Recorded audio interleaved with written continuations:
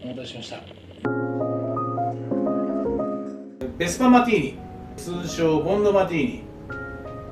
ちょっと普通のマティーニと違うんですけど、映画007で出てくるジェームス・ボンドがこう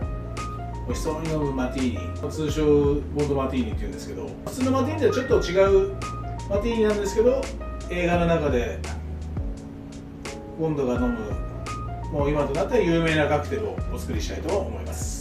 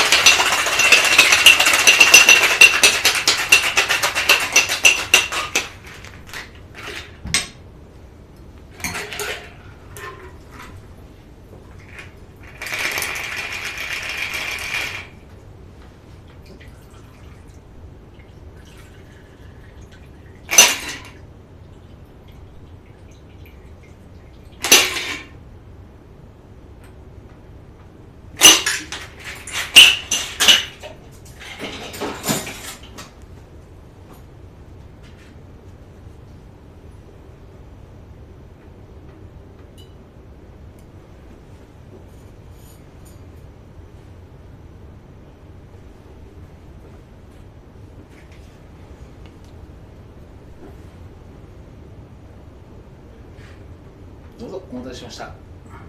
ベスパになります。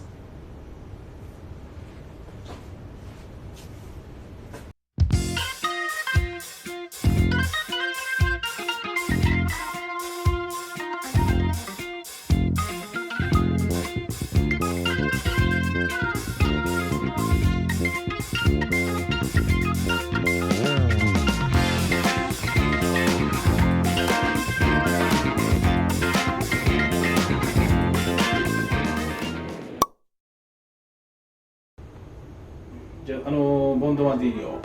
いただきます。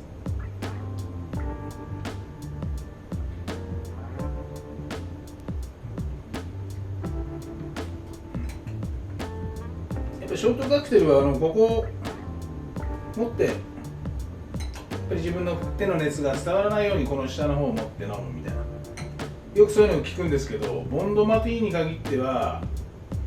ここを持って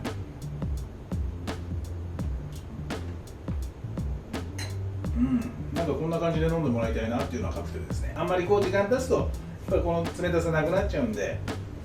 ここを持って飲むよりここを持ってなんかこうちょっと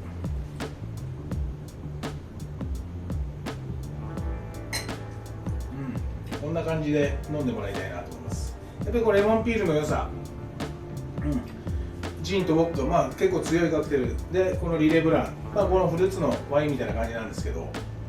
この甘さが加わってバランスをとって、とてもハードボイルドなカクテルかなっていうような一つですね。今日はボンドマティーニをお作りしました。どうもご視聴ありがとうございました。